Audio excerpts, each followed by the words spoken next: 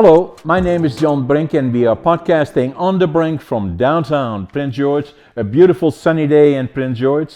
And today is a special day. I have BC Forest Industry in transition, a guest with an extremely good reputation as an expert in the field who has been in the industry for many years, 30, 40 years at least, in all different fields. And his name is Girvan. He is our guest today, and welcome to the show, Jim. Thanks, John. I appreciate being here. I think this is the second or third time we've had a chat, but there's always room to talk about more in this industry, that's for sure. Now, just for the benefit of our guest, Jim, you were born in Ontario. Shh. Okay. And then you got your bachelor's of forestry from the University of Toronto. Correct. Yep. As soon as I graduated, I came straight to Prince George to work right out of school. And you know, when you grow up in Ontario, you want to come to BC. That's people like myself that are in forestry. That's the goal. But that was around 79 or someplace like that. Prince George was a small town, a boom town, and why Prince George, Jim? Of all places.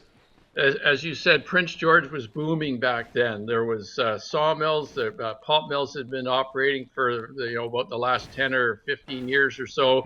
There was a huge demand for foresters, people that wanted to go and work in the woods, doing logging layout and road development and engineering.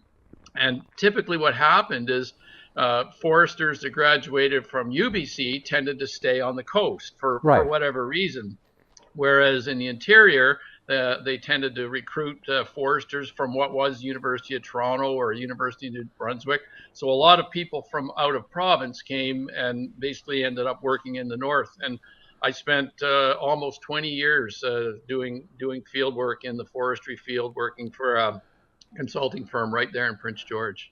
Yeah, the reason probably that the other people that were RPFs or registered professional foresters stayed in Vancouver because they knew Vancouver, they were settled there, the weather was nice, in Prince George, things, there were the seasons, and it gets pretty cold and a lot of snow, and it is winter, and a lot of people are not ready for that. And I know, coming from Toronto, I wasn't ready for it, but I certainly learned. It's one thing I've told this to a lot of people. When you work in the forests in the northern British Columbia, you're always wet, but you're either warm and wet or you're cold and wet, but you're always wet.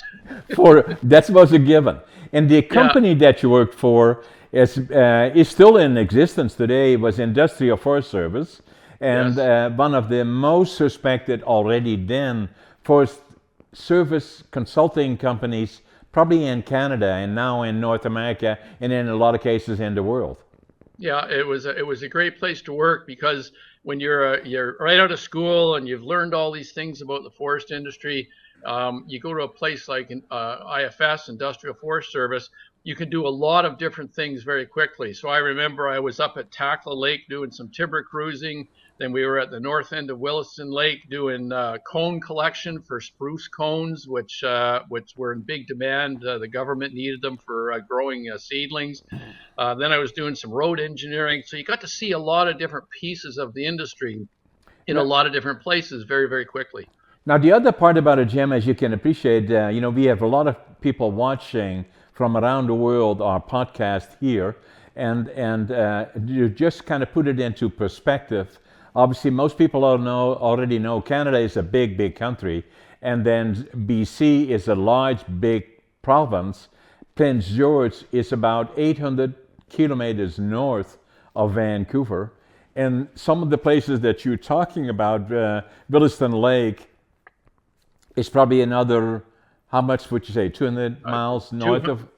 200 miles north, and it's almost 200 kilometers long. So it's a long way just to get to the top end of the lake where the work was happening. Exactly. And then Takla Lake, same thing. It's further to the west, but also up north, maybe even further north than Mackenzie would have been, or the Williston Lake.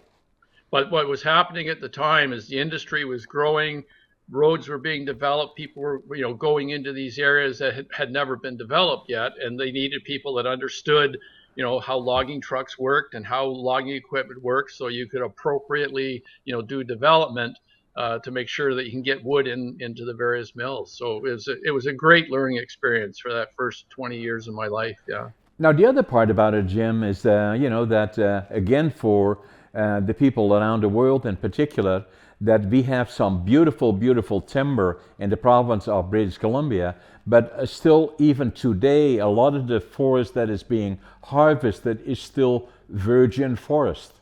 Absolutely. Yep. There's it takes a longer time to grow trees in the north simply because of the climate and the weather. So on the coast, if you're logging, it might regrow trees that could be harvested for a second or a third generation, 40 to 50 years.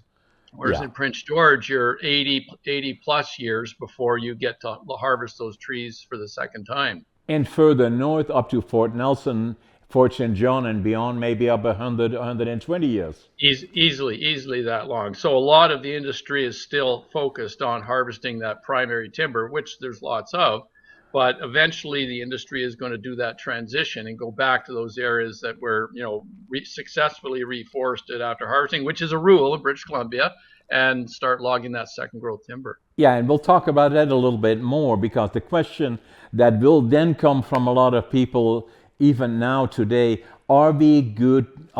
Do we take care of the forest in British Columbia, and do we have a sustainable forest? And the answer will be, once we talk about it, yes, we are, and we create timber in the long term. We can do better. We'll talk about that a little bit more too, how to create more forest per hectare and shorten up the time of rotation. But we'll talk about that a little bit. But we are good foresters as we are today and going forward. I hope so. I spent an entire career working on it. So. Yeah, and not always fully understood, but I hope in conversations like we have and with others that people will come to the conclusion, yes, we are good foresters, and what can we do to even do better? We can do better and grow more timber per hectare, but all of that is in the works, and we're working on it, and that's the way it will go.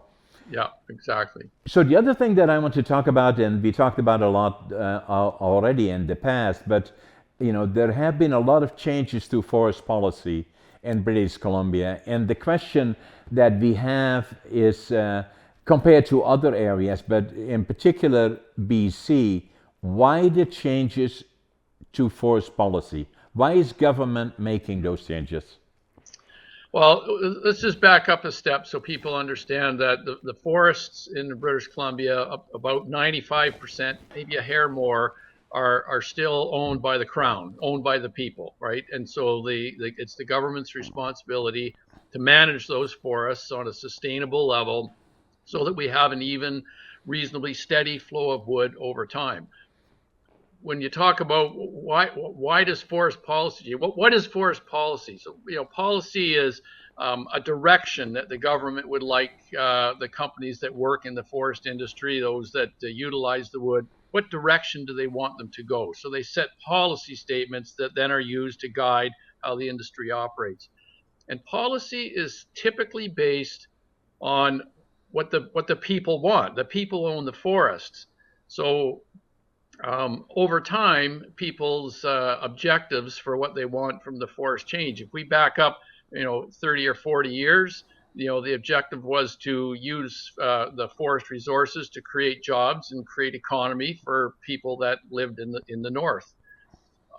More recently, there's been a shift in how people think about forests, and there's a belief, for example, that they want to retain more old forests. There's a concern about, are there enough forests to support the habitat for animals like the caribou and the moose? There's been significant insect damage in British Columbia. I'm sure everyone's heard of the mountain pine beetle, which we were devastated by in this province. And so that has changed what the forests look like. And so we have to change how we think about how we're going to manage it. So the role of government in this process is to take on balance what we need to support the industry, what the people that own the forests and want to utilize them for perhaps things other than just log extraction. And we have to recognize climate change and the beetles that have affected us. So policies change, and that changes the direction that the industry operates in. Now the problem a little bit is that has been fairly controversial, is that most people believe in preserving old growth forest. And most people that, at least from my experience, that refer to old growth forest are thinking about trees that are 8-10 feet in diameter and God knows how high, and just absolutely unbelievable beautiful. And a lot of people feel we should knock it down and cut it into 2x4s. Yeah. The other part about it, however, is that sometimes is not misunderstood that the public, there are different stakeholders. It's government, obviously, which is the people, and then we have the people, in a general sense, looking at this as a resource that should be preserved in the interest of forest companies. And then we have, on the extreme, sometimes forest companies want to harvest more, less maybe respectfully sensitive to old growth necessarily. And then we got the NGOs, or the environmental communities, trying to not virtually do no logging in some cases, or less of that. How do you find the balance is my question. Well, if I knew that, we wouldn't have the discussion, John. You and I wouldn't be talking about it today, because that's the role that government's trying to fulfill, is to find that balance. But what happens, I think, more and more is that the messaging that you get, again, I just want to back up. How do you create policy? Well, policy's developed because the government's watching what the people want. And unfortunately, what the people are being told by a lot of the environmental groups that are not supportive of the industry generally, they're not supportive of logging, is not always exactly, the way it is, the reality of the business, right? So there was a report out a few years ago, that said that it was published by some environmental group, and they said there's only 3% old growth left. That was the message. The reality in what the report said wasn't that there was 3% old growth left, but that's what the media picked up on. That's what the people started hearing.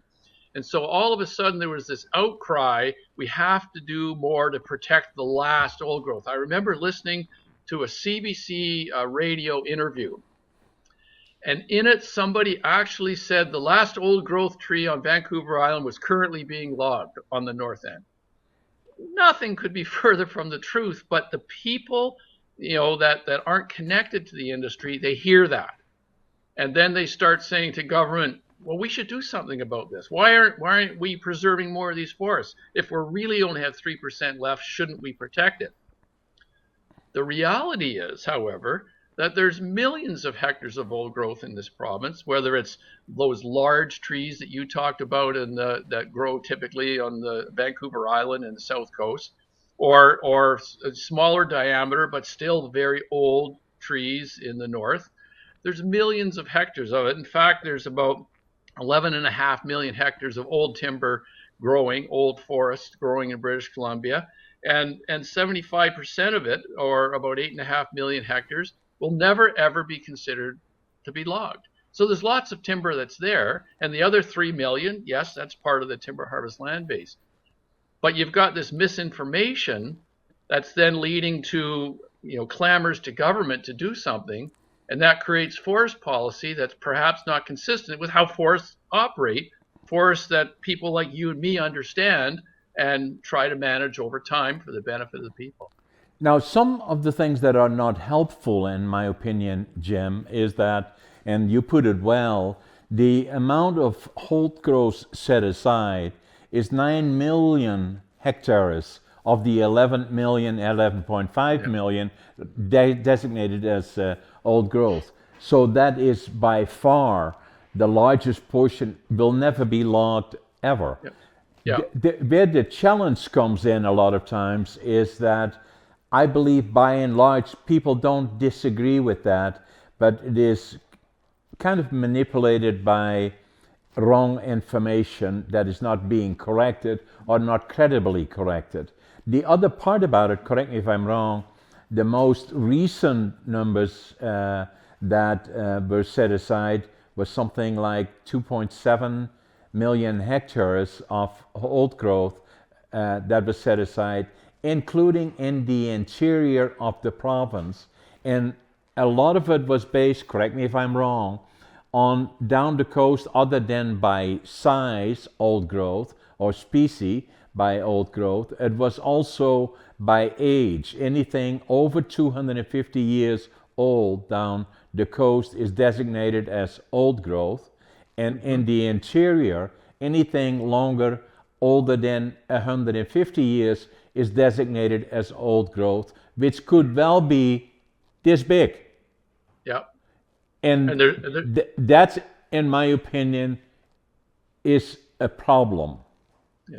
Yeah, because what the public hear is that there's this old growth, and they, like I say, as you said, they've preserved 2.7 million hectares of it, and we'll talk in a minute about why they did that. But there is a belief with some people, I think, that they all think it's those really big trees, and it's not. It depends on the site, what the site is like where the trees grow, how much moisture it gets, how much daylight it gets. All these things factor into tree growth. You get big trees on the coast, you get small trees in the interior. But we should talk for a minute about, well, why did the government protect this 2.7 million hectares? And what that came from was, again, public outcry about the last 3% being logged, which has subsequently been proven incorrect. But that's what the people heard. Government was forced to respond. And so they did a review of old growth management in the province. And one of the recommendations was protect the most at-risk forest in British Columbia until they come up with a new strategy. So they protected for short term, 2 years, the 2.7 million hectares of old growth, despite the fact we have 11 million that will never be logged. Now, correct me if I'm wrong, that initially a structure or a committee was appointed of something like 5 individuals that put together a recommendation to set aside a volume. On the basis of then the government made the recommendations that you said, at least initially. That's why they called it old growth deferral for 2 years. Deferral, yeah. The challenge that I'm somewhat having with this is that, correct me if I'm wrong, that the 5 individuals that were chosen to be the people that made the recommendation were environmentalists primarily. And I'm not saying that they should not have been there, but it should have been a balanced group of individuals to make recommendations that could be helpful to government to make then decisions. Am I wrong here? Yeah, I think you're right. There was 5 people on the committee. One of them was a forester. The other 4 were not. But what was missing is there was no input from the forest industry, from the people that the foresters that manage it on a day-to-day basis on behalf of the government, which was disappointing. Having said that, the recommendation in the old growth review report that was put out by as a result of the people wanting this review, was preserve the most at risk. So the government moved ahead on it. The government's actually moving ahead on implementing all of the 14 recommendations that were made in the report. Some of them have already been completed, and the preservation of that 2.7 million hectares. The problem was once that was done, it basically forced the industry to say, "Oh, wait a minute! I was going to log over there next year, or I can't log here." So it basically took away the short-term timber supply for the industry. And as you've seen over the last year, in combination with some weaker markets, the industry has really ground down to virtually a halt, with all sorts of sawmills having to take curtailment. loggers not being worked. I was talking to a friend of mine, said that he's only logged 50% of what he's done in the last 4 or 5 years because there's simply all this concern around, well, where was the old growth? We can't log it now. What are we going to do next? We can't get a permit, and so on and so forth. So yeah, the area got preserved. It's kind of put the industry in a bit of turmoil at a time when we're trying to figure out how to collectively move this forward. Yeah, it's kind of how did you call it? It became the one problem on top of the other one on top of the other one. You add to that COVID-19. You add to that the global supply chain. That was preceded by pine beetle pandemic, by spruce beetle pandemic, and then the other part, which is good, but all at the same time, First Nations were successful in getting change to forest to policy that made more of the timber available to First Nations and part of the revenue. I think that is a good thing. But all things combined, for an industry that then, in order for most industries to work, and I say this respectfully, there has to be a reasonable amount of certainty in terms of access to fiber in this case, or whatever they manufacture. And what industry does not like, especially not the larger public companies, is that if there is uncertainty, then it stops investment.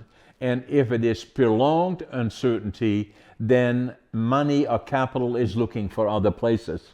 And I believe the combination of all the things that had happened, not saying that they were bad, but added to cumulative, add to that markets that are at a prolonged lower level in terms of revenue, create the uncertainty, and then add to that lowering of the annual allowable cut, obviously in excess of 40 sawmills shutting down, 6 or 7 pulp mills, and on and on and on, all the results that have happened. Yeah, and it's really, as you say, it's those cascading issues that are all happening today, and this is why we're having this discussion, because people are all looking at the industry, kind of really wondering what's going on. As we talked about the mountain pine beetle, killed 135 million cubic meters of trees that would have supported the industry. That's about 15 years of the allowable cut, which is gone in a couple of years. Yeah. And because in this province there's a mandate to manage forests sustainably, the allowable cut has to come down for a period until all of those trees start growing again. Well, when the annual allowable cut comes down, step one, you preserve a bunch of old growth until we come up with a new management strategy, and that now we have to start working around that. The discussions with First Nations, I agree with you, a very positive step to have more First Nations involvement, First Nations expertise in the management of forests. But it's created all of these questions because, as you say, the industry likes certainty.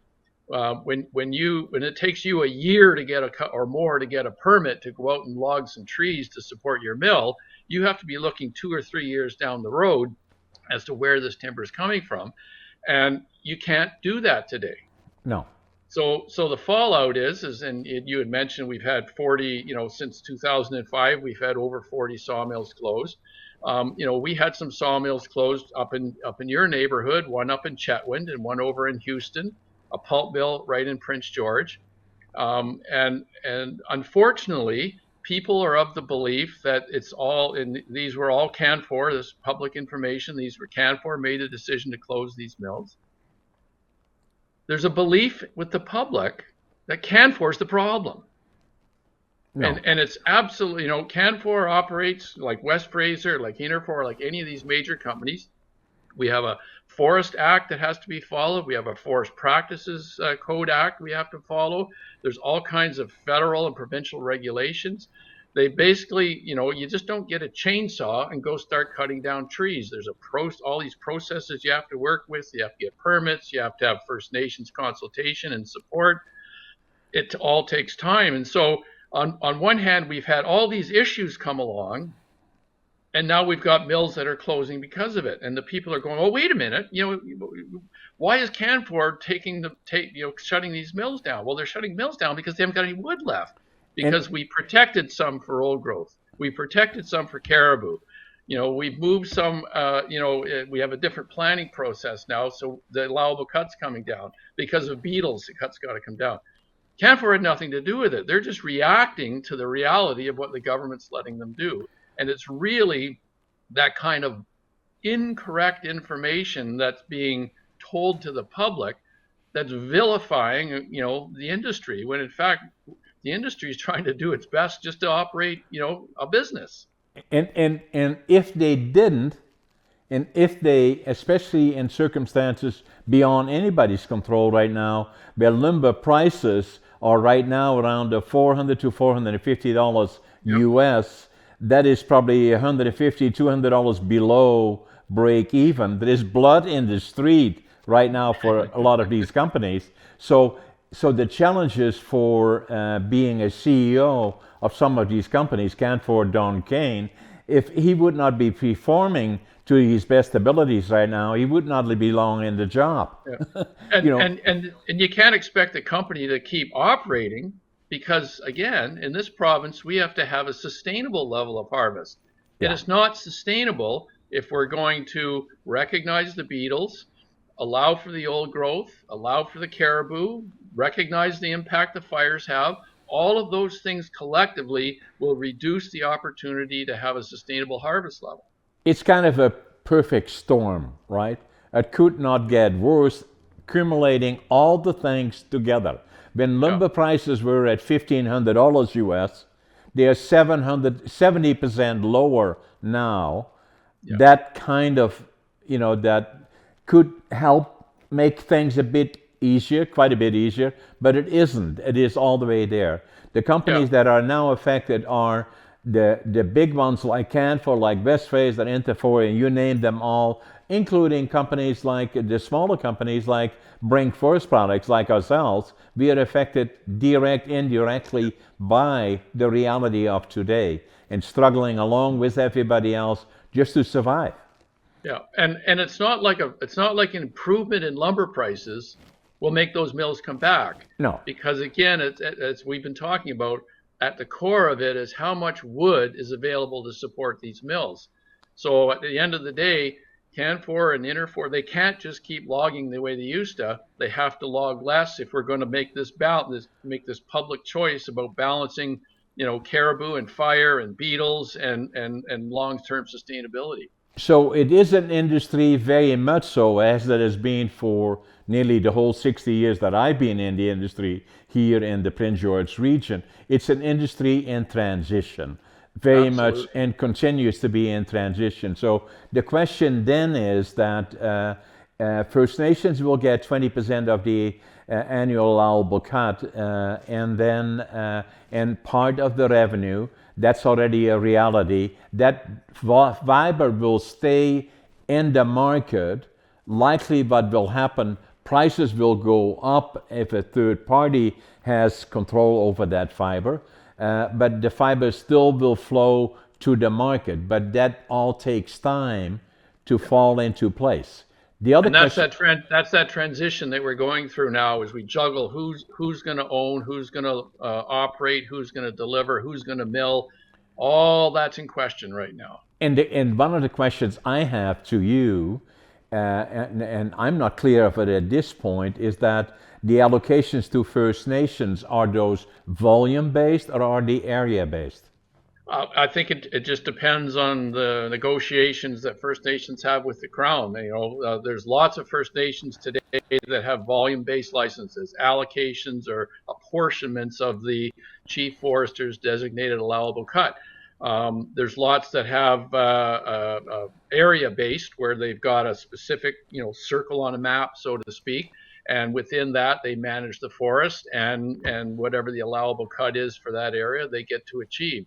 So it's really there's a number of ways First Nations can become more involved. All of them should be supportive of First Nations economies and hopefully continuing to have that wood flow into the market. So people like Canfor or yourself or anybody can, continue to buy the logs. But until Right. we get there, there's question marks, right? So and as you said earlier, when you have a lumber price of $450 for 1,000 board feet of lumber, every single board that comes out of a sawmill in the British Columbia interior is costing the company money. No This question. this again this notion, and I've read it in a editorial that was about 2 weeks ago in one of the local newspapers. They said, Canfor was making millions and then closing the mills down. Well, I can tell you today they are not making millions with every single board that they cut. But, they're continuing to provide rural employment. They're continuing to keep their customers, in their supply chain, which is important. So, In fact, Jim, I cannot think of any lumber company today, including Brink Forest Products, a I secondary would say I would manufacturer, agree with is desperately trying to break even, if we you. Yeah. can, and be doing everything that we can to do so, and just to stay in business, just to keep employing most of our people, and that's the reality. And hopefully things will start picking up in terms of price. But that still does not change the fact that a lot of the companies that we have now, that there will be a reduction in annual allowable cut, probably somewhere around 40 million cubic meters annually, that there is no question about it, that mills will have to change. Super mills will no longer be viable, hence the operation of Canfor in Houston. That mill really was built in the 60s and then rebuilt again in the 80s. That those are not the mills that will in the long term be viable. It will be the more medium-sized companies or sawmills that will be making having more technology, better utilization, better recovery from the log, and making different products for different markets potentially, that will create a whole new industry, in my opinion.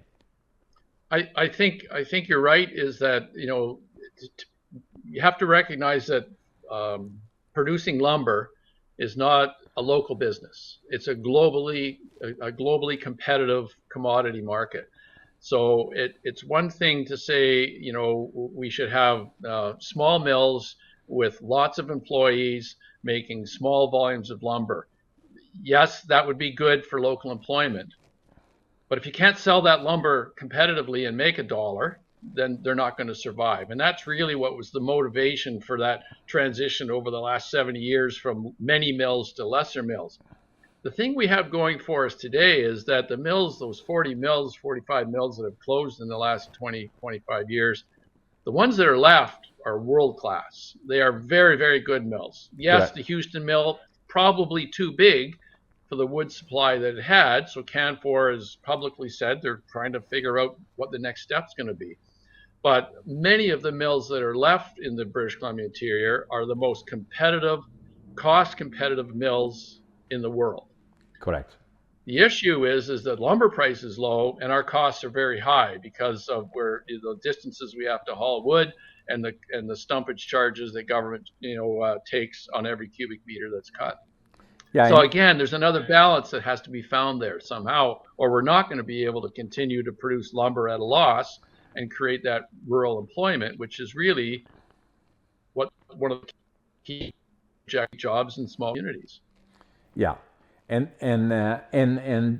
what you were saying about global competitive, what we now see in the southeast in particular, where more of the mills, about 20 mills have been built there, mainly by BC Yes. originating sawmills, producing about 5 billion board feet in that market. And obviously that is southern yellow pine. But even there, markets are struggling somewhat, no different than they are here in terms of pricing.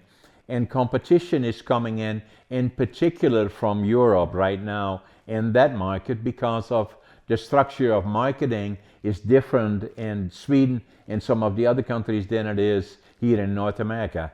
And so again, that goes to the issue that the forest industry is not a local or a regional or a North American industry, it's a global industry, and you're affected by all of it. So you've got these mills, companies in Canada that are investing in those mills in the U.S. South. It's really because there's a lot of wood there. They don't have fire, they don't have the beetles, and there's lots of employees there that want to work in sawmills and have that same local employment. We don't have that now. So No. that's why the companies in British Columbia are closing mills here, because we don't have wood, because we've saved it for caribou, we've saved it for old growth, we've saved it, we've lost it to beetles and to fire. And so people have to understand that. It's not because they're simply trying to make money, trying to make more money someplace else. It's because we don't have the wood left to operate those mills. So then kind of looking forward, Jim, so that's where we are. We're still in the marketplace even today where prices are very low. Most mills operators are struggling to maintain some form of liquidity. Most of them are losing money, but then kind of looking forward, the First Nations are getting settled into, what will it look like if they own the timber, and how do they interact with others, or what do they do with it, and what does it look like?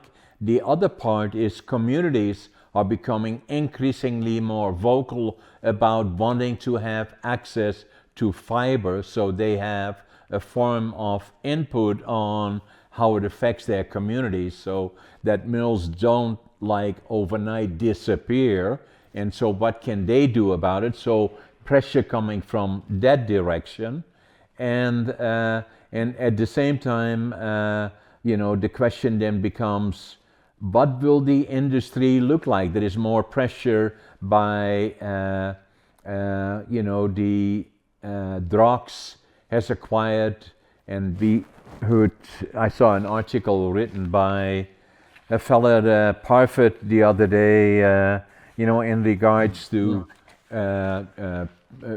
pellet manufacturing, pulp and paper, so a lot of changes in terms of who controls the fiber, if it is pellet manufactured products, or if it is pulp and paper, or forest companies, and how many should own or control timber, and what should that all look like as we go forward? I think, John, well, one of the policy changes the government introduced is trying to address that very issue. Like, who should have a say in forest planning? Is it just government and the companies? And so they've introduced a concept called forest landscape planning, where they do it at a more localized level with more people involved. I truly believe that if more people are involved and more people come to understand the economics of this industry, the reality of what it takes to operate a sawmill, what it costs to do logging, what like if you ask the odd person on the street, what's a 2x4 worth, right? Probably don't have any idea. But if you're involved, and I saw the mayor of Prince George was suggesting Prince George should have a community forest. Probably not a bad thing, because then all the councillors and the mayor and all those people involved in managing the community would learn even more about how the forest industry operates and what it really needs to be successful, what it needs to be competitive on a global basis. So more people involved doesn't necessarily translate to a bad thing, but it may in fact result in this more stabilization, where everybody understands, well, this is what everybody needs, and this is what the level of cut is that can be supported by those different needs. And then the industry is going to say, fine, we'll react accordingly. And we've got the best mills in the world to do it with. So I think in the longer term, once we get through this transition period we're in, where we're changing, the policy is changing and being implemented, a little help from lumber prices, market prices wouldn't hurt. More people get involved and understand the business. We're going to have a very strong and sustainable business, it's just going to be smaller. Because as we said, the beetles killed 15 years of wood. The fires burned another 2 or 3 years of wood. So we've got to just adapt to all that. Because there's one thing that British Columbia maintains, and I think that the global marketplace recognizes, is that we manage forests sustainably. We are not the Amazon. We are not deforesting. I've heard comments like that from the gentleman that you just commented on there that was in the Prince George Citizen story. We don't deforest here. We log, we replant, we tend, we make sure the forests are growing again, and we do it on a sustainable level. So I think in the longer term, we really do have the potential to have a solid business that provides that local employment. One of the issues I still see of a concern to me is attracting people to come to work in the forest industry. And I just tell you this little story here. I was lecturing at the University of British Columbia a few weeks ago to a third-year forest economics class. I was asked to come in and give a guest lecture, and there was 100 or 120 students there. It's one of those big lecture theaters. I never stood on that side of a lecture theater. I've sat in lots of them. And I talked about, the mountain pine beetle and this economic decisions that were made. At the end of the class, a young lady came down. She was sitting up at the back, and she came down and she shook my hand, and she said, I really wanted to thank you for coming and giving this talk today. And I said, well, I'm glad you enjoyed it. She says, I've been here for 3 years, and you're the first person that's talked about forests as the source of wood for a commodity industry. Right. She says, all we hear around here is conservation. Conserve this, conserve that, protect this. Right. My concern is that the negative views that people see of the industry today as we're in this transition, combined with a university system that's teaching conserve, we might not have people to go out and do the work in what's an otherwise green and sustainable business. It was kind of a wake-up call for me, and I'm glad I went and gave that lecture. Yeah, no, for sure, Jim. So then let's kind of look forward. So if I look back, is that saying, and I agree with all the things that you said, that the forest in British Columbia is owned by you and me, the people, at least 95% of it. That access to timber is a privilege, and with that go social obligations. I have no issue with that. That goes directly to communities and others that care should be taken, and appreciation to having access to the timber is a privilege. And then that then being said, that a lot of times what we have in British Columbia, we have government that every so often changes from, if you wish, left to right, and then forest policies change left to right. And we have seen that numerous times right from the 60s really forward. And I came here in 1965, and then I always remember when I started my company in 1975, a secondary manufacturer, I attended the year before, I believe, there was a Royal Commission on the forest industry by Pearson, I forget the name, Peter Pierce, of the forest. What direction should it take as an industry? Since that time, not much happened as a result of the Royal Commission, but since that time it has gone from one direction to the next one, to the next one, to the next one. And that pretty much continued right up into today, in my opinion. With the last thing being the intentions paper by the NDP government when they came in with good intentions. Not all that much has happened as a result of that as yet. Maybe it still will. But the point that I'm really making, Jim, is that I believe that what should be all sides, left, right, political, left, right, or wherever we are, we should have, at least in principle, the same objectives in terms of that. It doesn't matter if you are whatever political party, we need to have an annual allowable cut. It's a sustainable annual allowable cut. We can grow even now more fiber per hectare than we are doing. Places like Sweden are a good example of that, and you see in the document, I'm sure, that if we did more thinning and even relatively minor improvements, we are already doing that too. And I had a good friend of both of us, Bob Schutz, here the other day doing a presentation. In particular, they are so involved in growing fiber and trees for the next generation that there is no question that in the midterm, may that be 30, 40, 50, 60 years from now, we gradually, if we do it correctly, including potentially managing the forest after we plant it, well, then we can yield more fiber per hectare.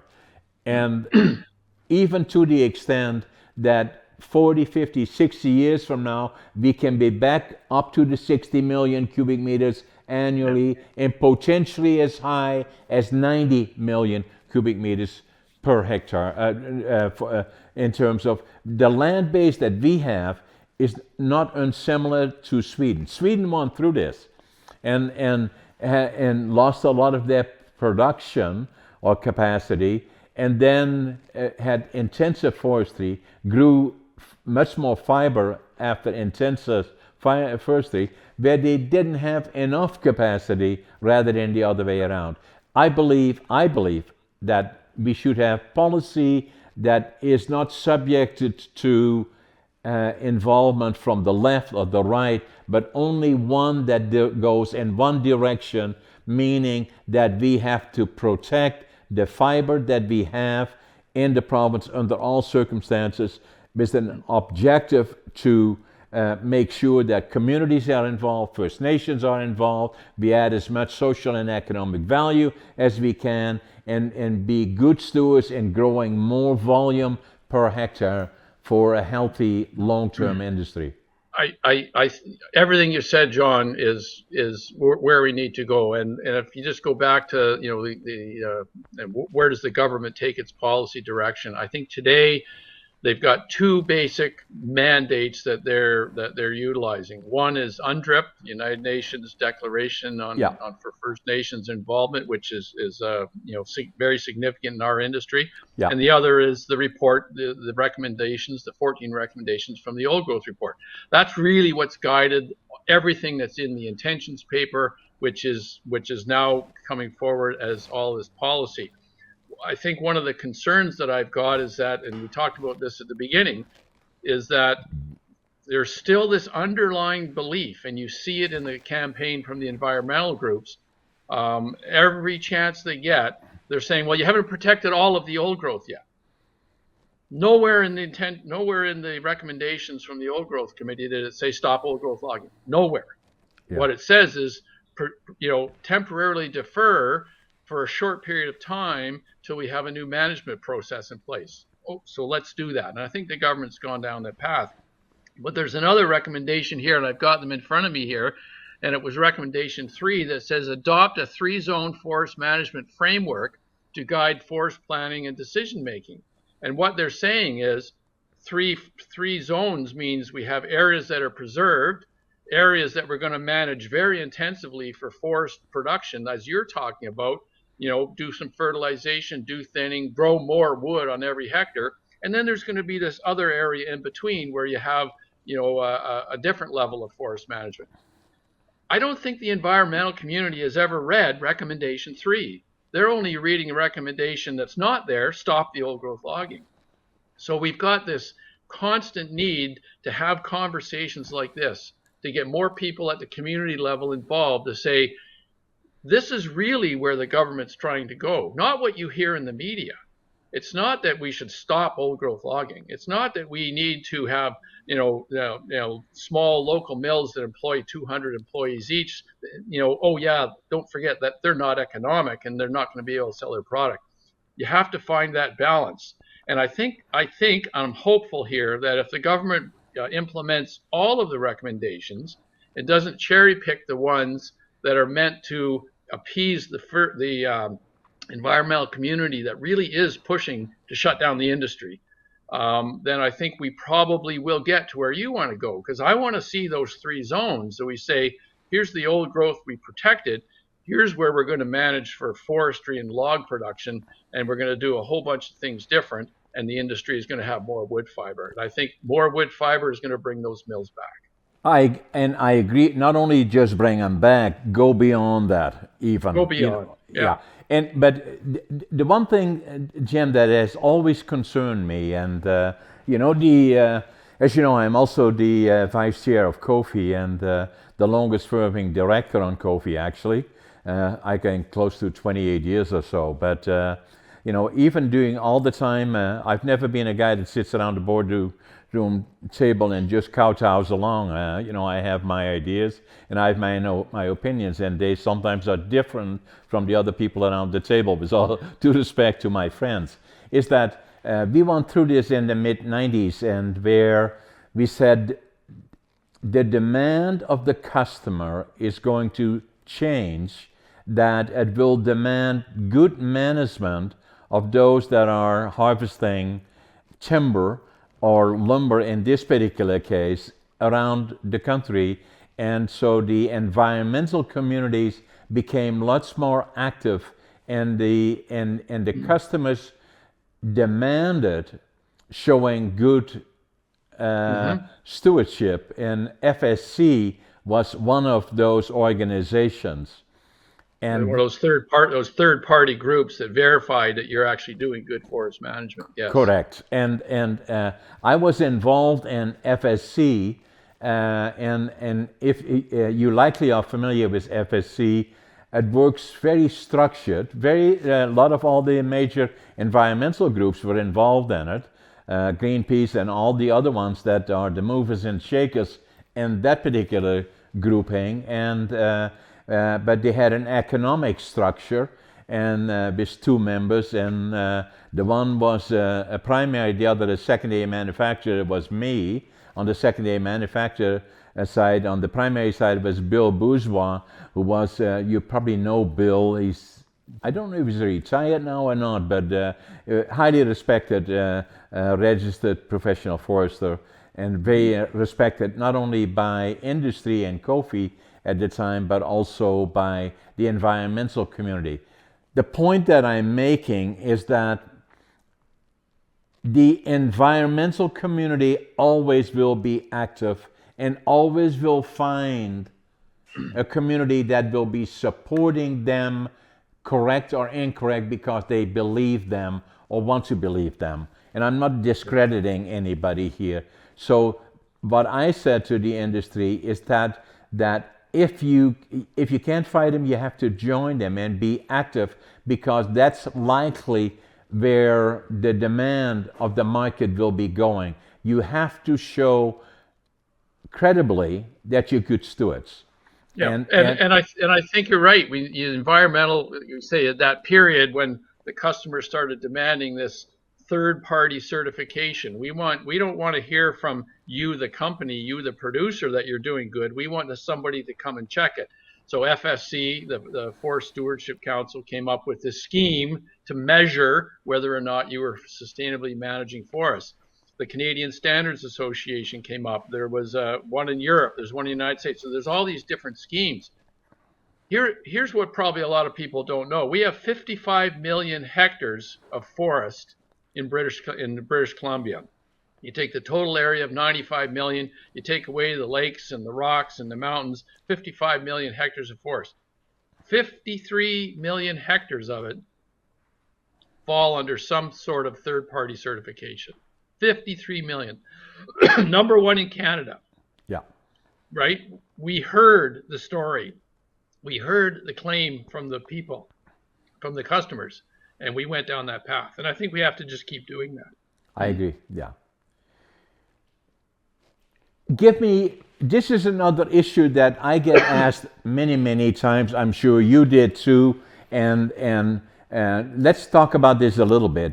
What I hear often by industry and by others, how come we are shutting down so many mills and we can't operate and we are this and we are not profitable and blah, blah, blah. And the mills in Alberta are doing fine. What's the difference in terms of forest policy in Alberta or industry or whatever it is in British Columbia? Well, there's a few things there. One is their industry is quite a bit smaller than ours. They haven't been impacted to the same degree by the mountain pine beetle, although they have had some. Probably the same companies, West Fraser operates here and they also operate over there. Canfor does too, yes. So. Canfor operates over there.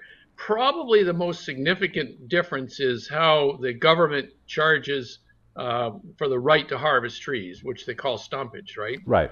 So we have a system that, when it was developed at the time, was the objective was to try to get us out from under the U.S. softwood lumber agreement, the SLA agreement, which requires companies to pay a fee in order to sell lumber in the United States. We have a system based on auctioning of timber, and that translates into a market-based pricing system for the stumpage. In Alberta, it's more of a fee-based structure. In British Columbia, we update it about every 3 months. In Alberta, they update it every month. So it's a little more sensitive to markets. So typically what happens in British Columbia is, as markets climb from $500 to $800 to $1,500, $1,000, stumpage kind of follows behind, and companies are making some money. Then as the markets crash again, then stumpage catches up. So the costs for stumpage are high when the market values are low, and that's when they curtail because they're not making any money, so they don't operate. Really hard on communities. So you have several months you're working and then several months you're not. Whereas in Alberta, it changes monthly, so it kind of goes up like this and comes down like that. My understanding is that we will be starting doing that in British Columbia as a choice starting in May. I've heard that too, but I haven't confirmed that, but that would certainly bring some stability to the industry. So that's what I've heard. And, and then the other issue is that the stumpage system is simpler, as you indicated, in Alberta.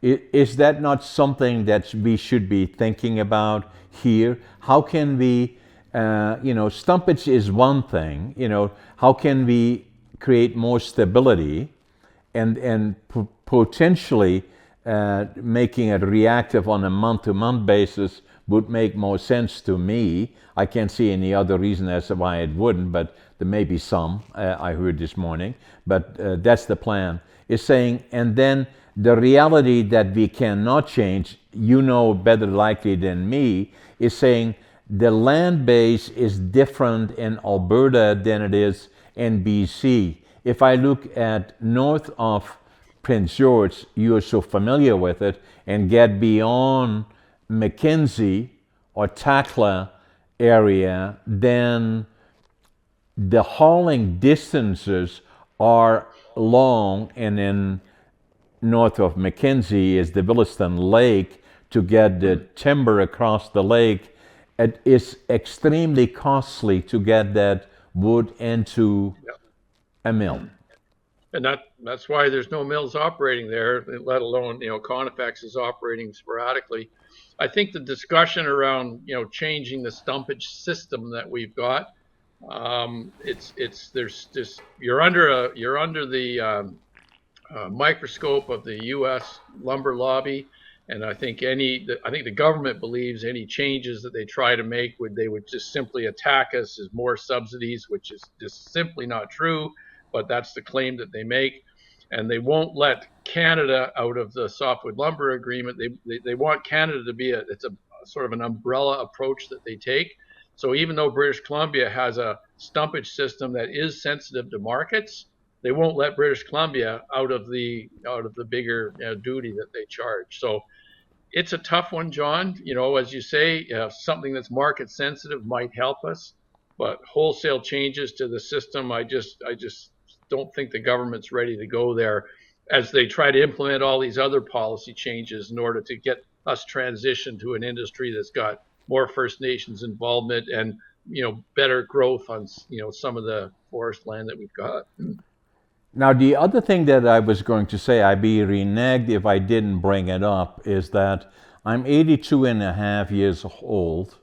I started working when I was 14 in the lumber industry, and so I've been working in the industry for 68 years. So that I've always believed in value-added manufacturing. How I love the industry, I have a passion for it, I love to work with wood. I started when I was 14. I was not very good in school, and I probably told you as to why. ADHD was the cause. My book is sitting right here, and and then came to Canada and hoped to build a mill. And when I came in 1965, was an amazing period because that's when a lot of changes were happening, and then also was an industry in transition.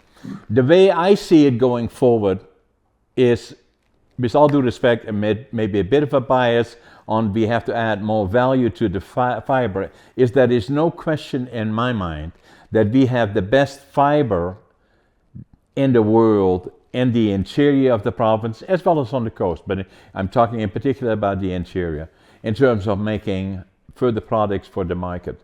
Secondly, that I believe as the industry goes through transition, as we are now, and that everybody wonders if there will be an industry, as comments were made by these individuals that had this comment about it is all finished and it's over. It's just to the contrary, in fact. The industry 40, 50 years from now, that sounds like a long time, but it isn't, because I had a lumber mill in the Bowron 40 years ago in 1983, and you probably have been there. If you haven't been there recently, you know what I'm going to say. You drive through there, you will not believe the timber that is growing in that area already.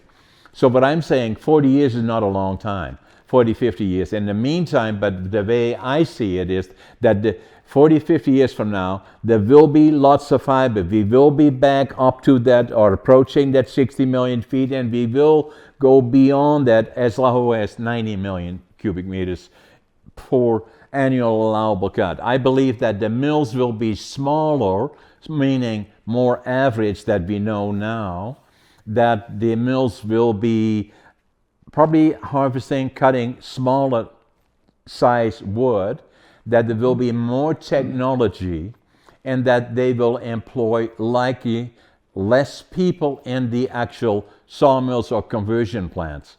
But the other part that I believe that up to 50% of the lumber that will be manufactured by those mills will go up the value chain. Not just dimension lumber, making 2x4, 2x6, up the value chain. 25% of the lower grades, 25% of the upper grades. And I believe the industry will make amazing products for a global market, and it will come back like far beyond what we even imagine today. And that's how I see it. The other part that will happen is training and people, and I believe I've been talking about it already for many, many years. We need a school of excellence in Prince George that develops those skill sets, not only for the lumber industry, but also for developing of other industries. That if we, and I said that I was honored to be able to help the College of New Caledonia in acquiring a building here for the Trades and Technology Center. They named it after me, the John A. Brink Trades and Technology Center. That I believe we had, and that was about 25 years ago. And at that point, I said, it will not be access to fiber that will stop the development of Northern British Columbia. It will not be access to transportation. It will not be location of market. It will not be entrepreneurship, and it will not be the investment. It will be an access to a skilled workforce that will become the critical point. Yeah, and that's John, how I see it going forward. I commend your vision, right? And it's not a 4-year vision, which unfortunately governments tend to have. It's a 50-year vision because it takes that long. And so you talk about 50 years, that's about how long I've been working, a little less than that in my career. And as I said earlier, we need the people, but we need the people to also believe that that vision is possible. You just have to keep working collaboratively, get through these kinks, and at the end of the day, we will have a sustainable industry that does sell products globally. That's what we've been doing for years. We just have to keep doing it. Yeah, and I agree with that. Now, before we go, I need to do this because I have a book here that was written by a fellow by the name of Girvan. And If I Had Only Known is the book that you wrote. And, it is available, right? On Friesen Press. Yeah. On Friesen Press.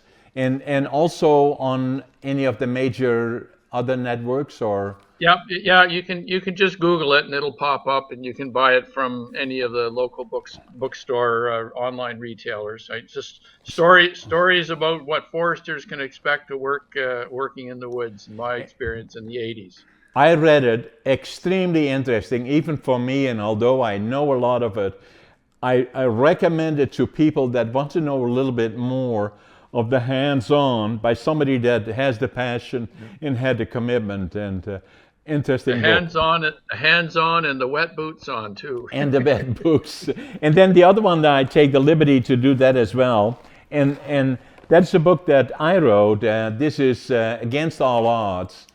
And it's not about hurrah, hurrah, John, how well he did, but more about, in spite of it all, the being born during the Second World War, remembering the liberation, being liberated in northeastern Canada, or in northeastern Holland by the Canadians. On April the 12th, 1945, I always knew from that time forward I would go to the land of my heroes, and I did.